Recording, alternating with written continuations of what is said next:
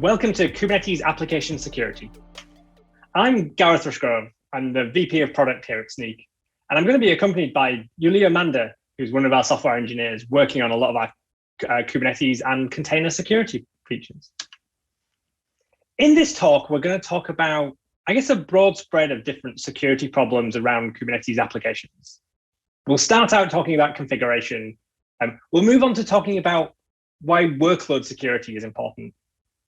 We're going to add in a bunch of things around just all those tools in the ecosystem, how to use them with Snyk. And we'll finish up talking a little bit about the people that make this work. I think most importantly, we'll try show lots of demos as well as lots of slides.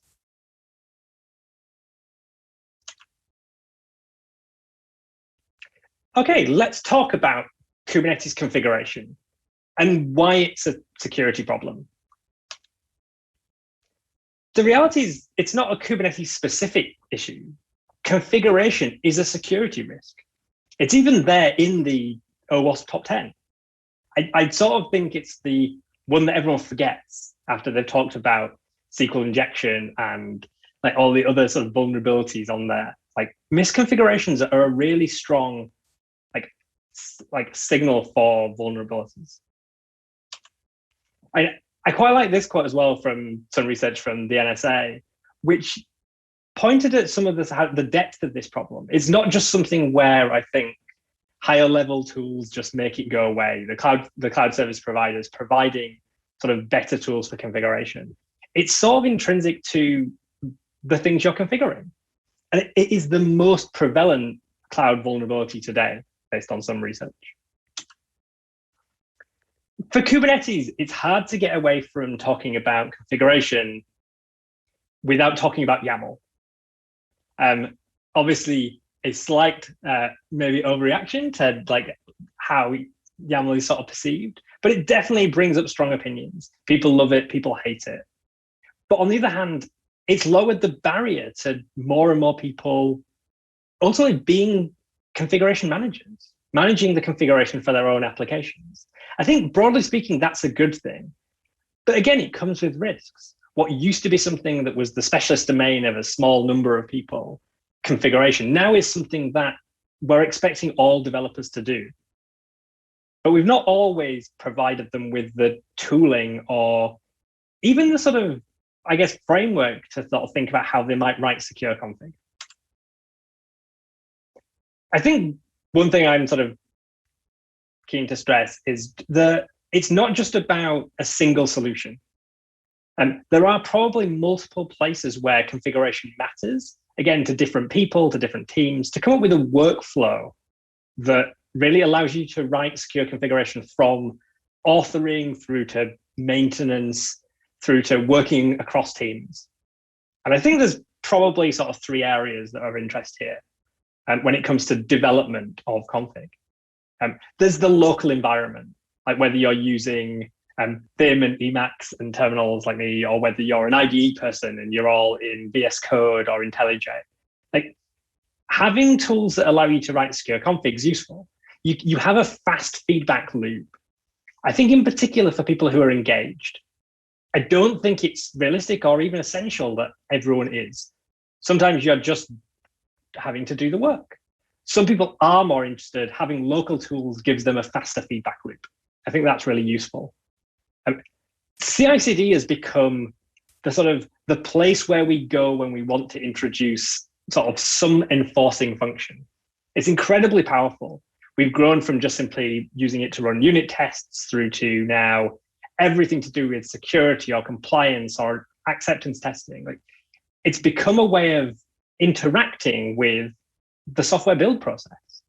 And again, this is definitely somewhere where you can check the sort of security properties of your configuration. But last but not least is also just the source code at rest. The reality is CI/CD does a great job of things which are rapidly moving. But what about config you wrote a year ago that hasn't needed to change? Like, are you doing periodic builds of that? Maybe, maybe not. Have your policies changed in that period? Again, maybe, maybe not, but probably because the state of the art is growing. So I think there's a continuous compliance effort there as well, but that is best placed really around just the source code at rest. Luckily, it's this problem that Snyk set out to solve with the Snyk infrastructure as code work we've done. And again, this is available today as part of our commercial offerings, as well as for our free users. Part of this, the Snyk CLI has infrastructure as code capabilities built in. Like you can do with testing container images, or like you can do with testing your Java or JavaScript applications. Just run Snyk IAC test against your configuration files, and we'll find issues. Like in this case, containers not dropping down to dropping the default capabilities. They're overprivileged, or running without root user controls. There are all sorts of different sort of best practices or compliance rules that Snyk covers and detects problems around. And we're doing more and more research there to detect even more. I mentioned the ability to sort of utilize this sort of capability, this sort of testing capability in your CI/CD environments, in your pipelines is really powerful. Again, it's when your developers and your development teams come together, you can make joined up decisions in one place. And we make that easy by packaging all of this capability up for various different CI/CD systems. We've just added support here to our Circle CI orb that you can use to use a Snyk there, as well as this being supported in our GitHub Actions. So whatever CI/CD system you're using, like you can use Snyk infrastructure as code in that context to test your config. One of Snyk's sort of defining features is really just the ability to quickly import and quickly find problems by simply just integrating Snyk into your source control systems. So in this case, you can add GitHub or GitLab or Bitbucket repositories to Snyk, and we'll find all the different problems, not just the infrastructure as code ones, not just the Kubernetes config ones, but a wide spread of different, ultimately developer-introduced security problems that you might want to then resolve. We'll display that in the application, and we'll provide reporting around that as well. Again, this is useful from a continuous compliance and from a broader visibility and reporting and aggregate data use case.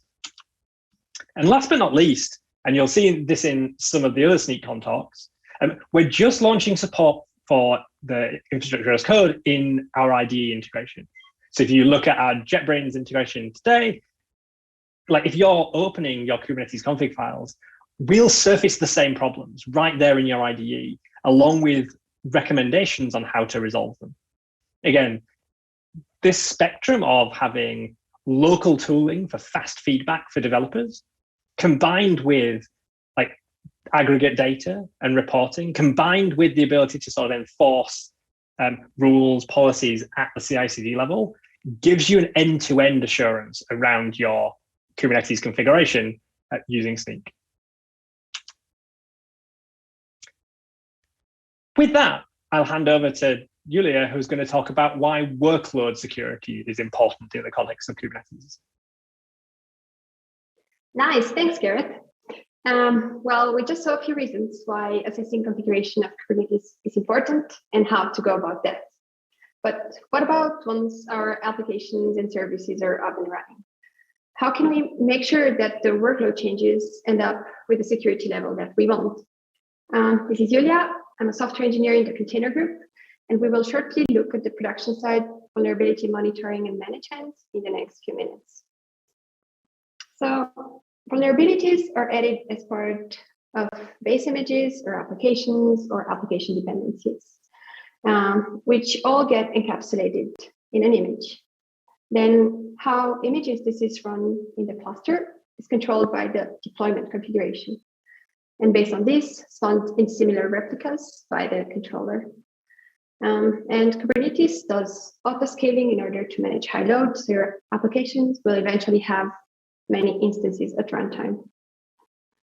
So if there's a vulnerability in one of your services or base images, it will not be exposed in one endpoint, but in all the pods where it will eventually get to run. And this is where we integrated in Snyk the Kubernetes, and we integrated with the Kubernetes API so that you can find vulnerabilities in your running applications, such as package dependencies or base images. And Now, in order to make it a bit easier, let's see how this looks like, particularly for workloads. So I'm having here my cluster. We're going to have a look at how the workloads that are running here look like. And I have different kinds of deployments, pods, jobs, and so on. Moreover, that's in my current namespace.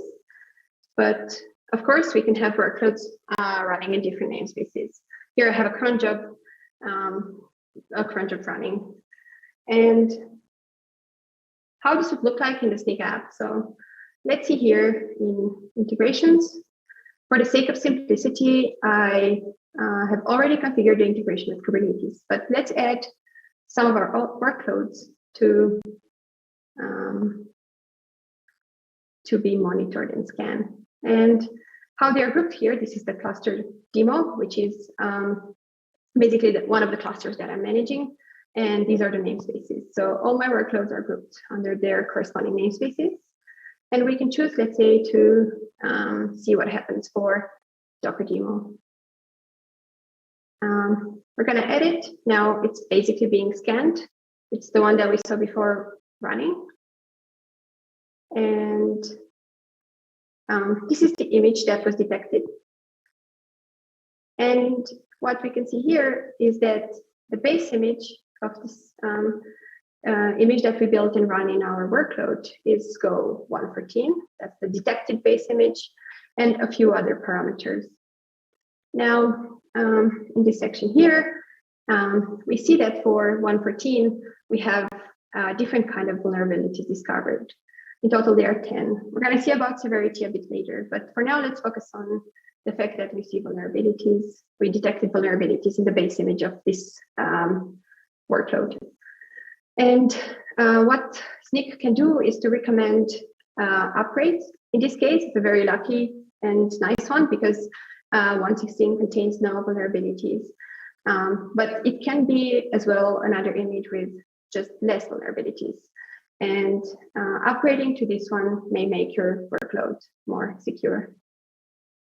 You may be asking how cumbersome integrated this in your Kubernetes environment is. Well, this is where Snyk invested a lot in native packaging and ease of integration, allowing your cluster administrators to integrate with Snyk, making it easy to integrate it in their existing flow.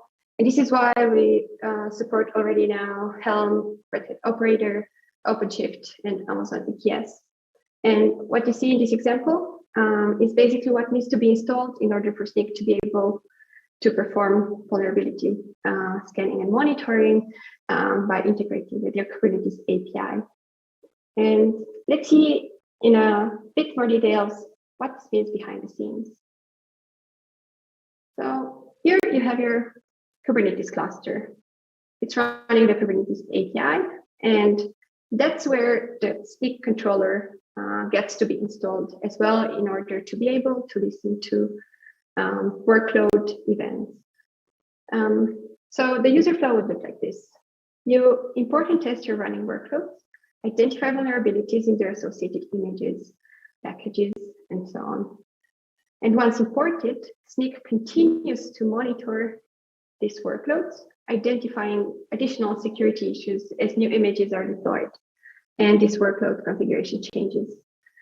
So what we need to know in order to do this, additionally, and in order to show reports and visibility in Snyk app, is we need to store the workload metadata and the scanning results of the image.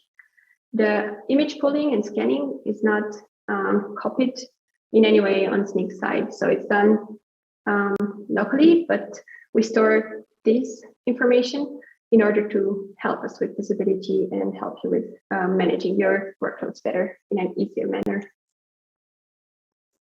All right, so now imagine, or let's say that this sounds awesome and that you think now it would be a great moment and this would be a great improvement to integrate with.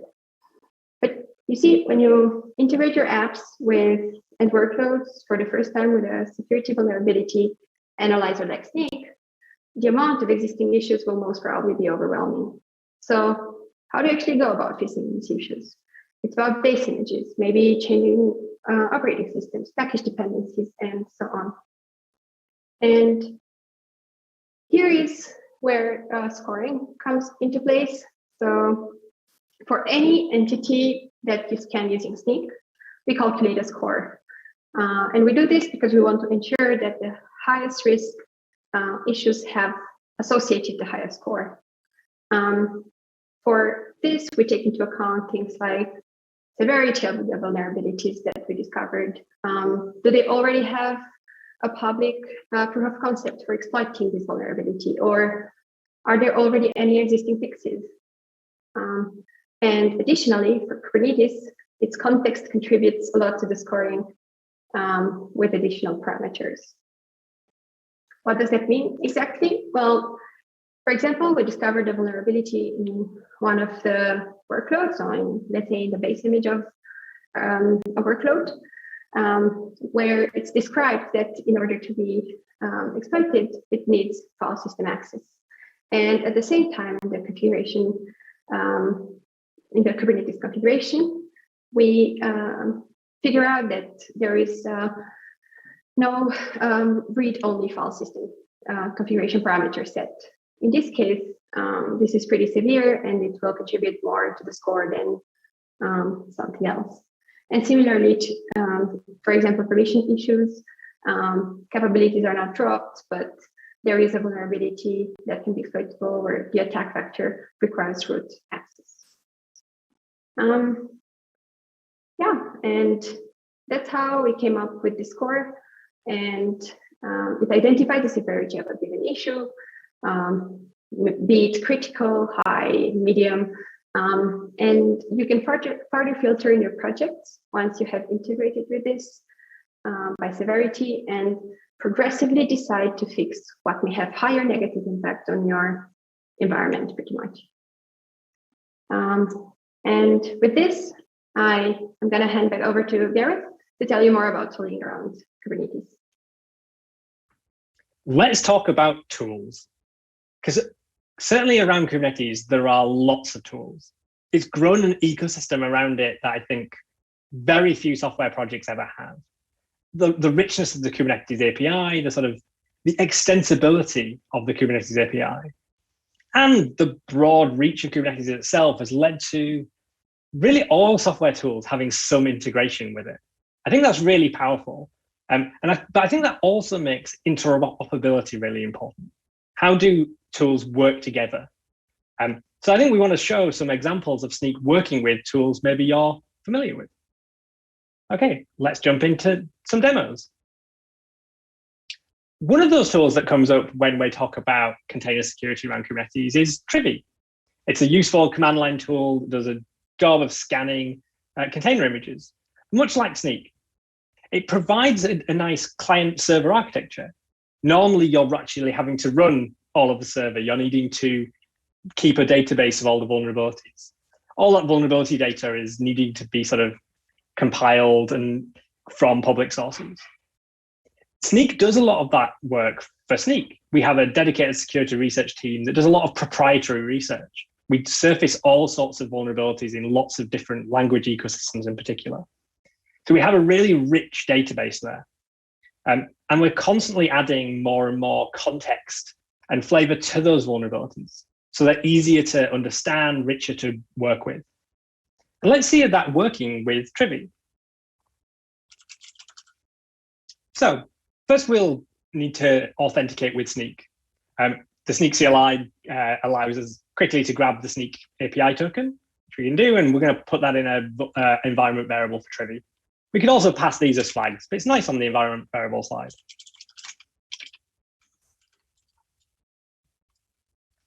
We also want to point Trivy at the Snyk API, rather than using the local service that it would otherwise have to run. With that done, we can just run Trivy client, and which is just the client portion of Trivy. It's going to do determining what's in that image, send that over to Snyk, and Snyk's going to return vulnerability information. There we go. Again, really fast. There's not much local processing needing to happen, and processing on our servers is really fast. And here we can see, again, rich vulnerability information about that image. We have links to all of the individual vulnerability references in Snyk, as well as all the severity information that you'd expect, displayed in exactly the same way that you might be familiar with. So if you're a Snyk user, you can choose to use Trivia as the front end. We'll still provide the back end vulnerability information that you know and love. Okay, let's see another application, another tool in the Kubernetes ecosystem that's really close to my heart is Open Policy Agent.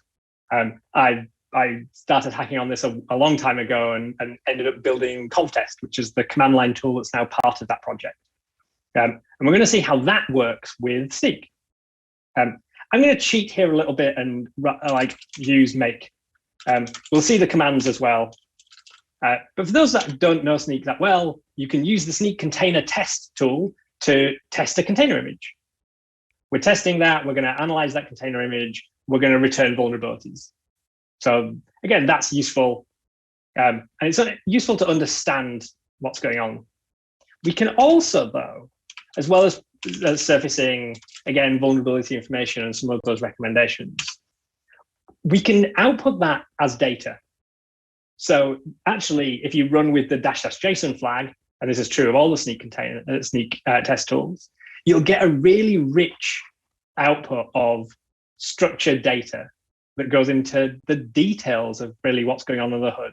We don't even surface all of this information in the general CLI output because it's very verbose, but it is useful to start building other things on top of. So in this project, I've got a policy folder and I've got a number of Open Policy Agent Rego files. So let's have a look at a few of these.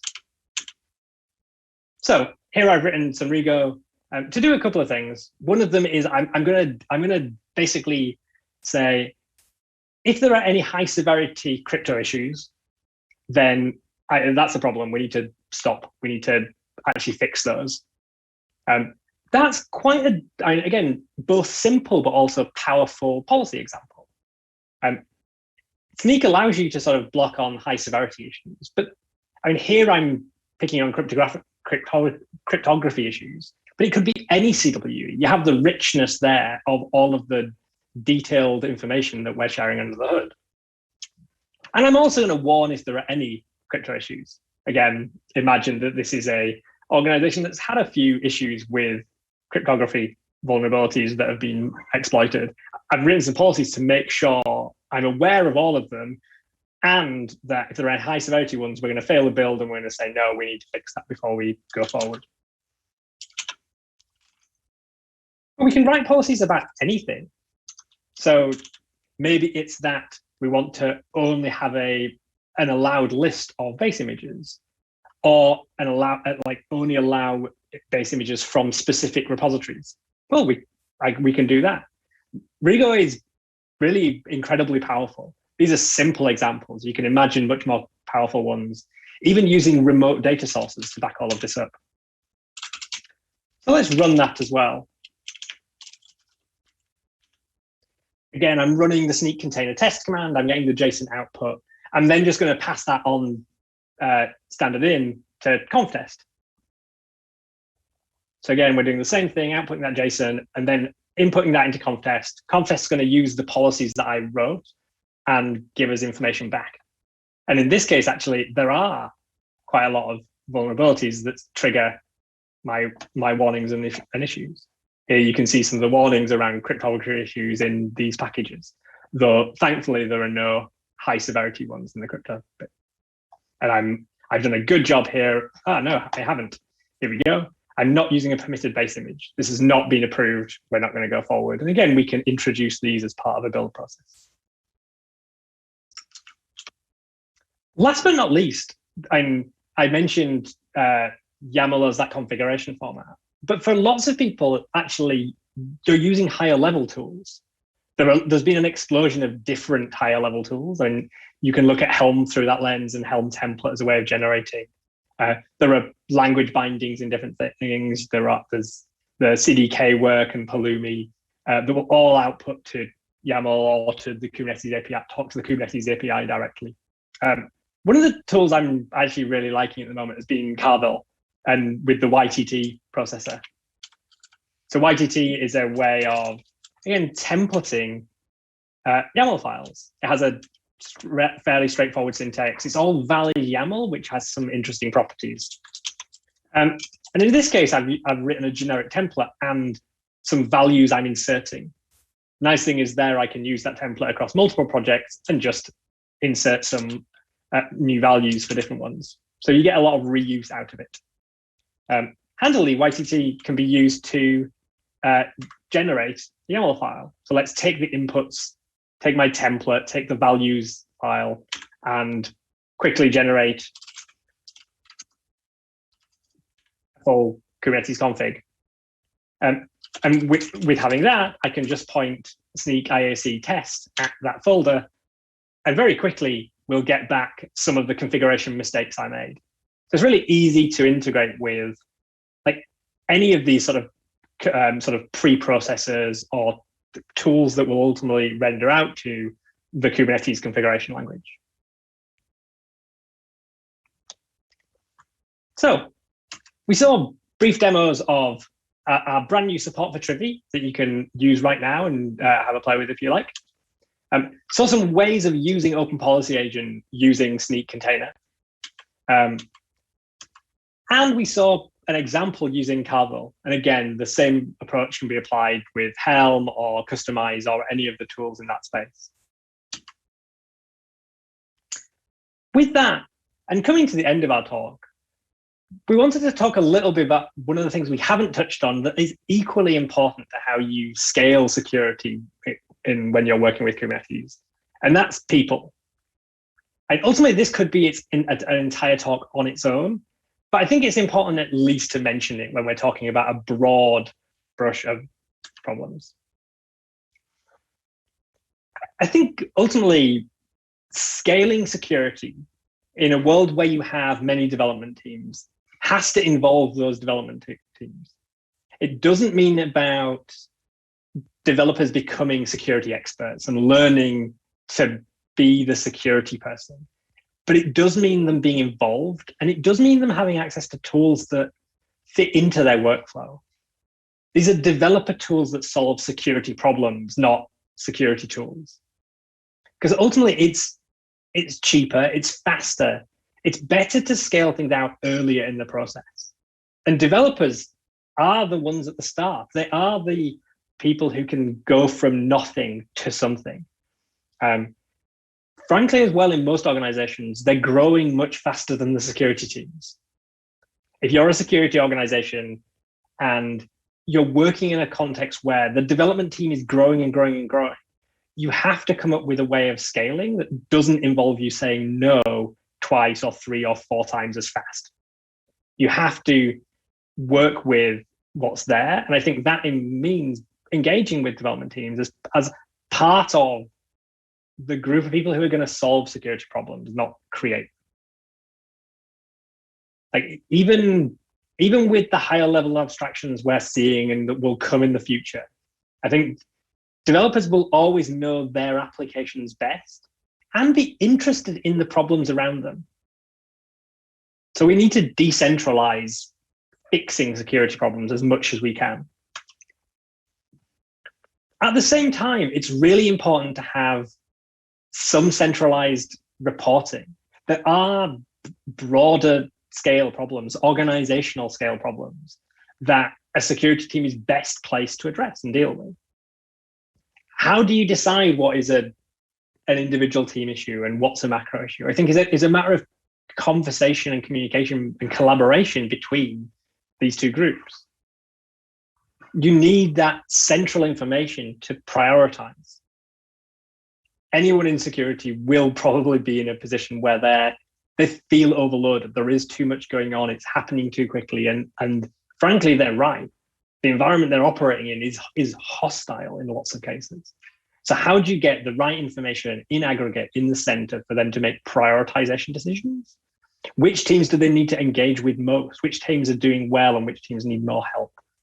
That sort of signposting can be very powerful, but needs data to accompany it. And part of that, I think, is also about expertise. Developers need to be involved in security, but they won't be the experts. Security teams will be. How do you address that? How do you educate without assuming that you're trying to get them to the same point? I think they're all really interesting challenges in a modern security and a modern development organization. If you're not working together, you'll miss this. You'll try and fix too late, or you won't have access to reporting and data that will help you solve problems. With Snyk, I think we're trying to build the tools and the platform that allows you to do that, again, across your Kubernetes applications, but also across all of your applications, however and wherever you're running them. And with that, I think we're done. Hopefully you enjoyed the talk. If you're not already a Snyk user, please do try us out. It's completely free. Just head over to snyk.io and sign up. And if you are a Snyk user, thank you. Hopefully you learned some new tricks, and we'll be back soon.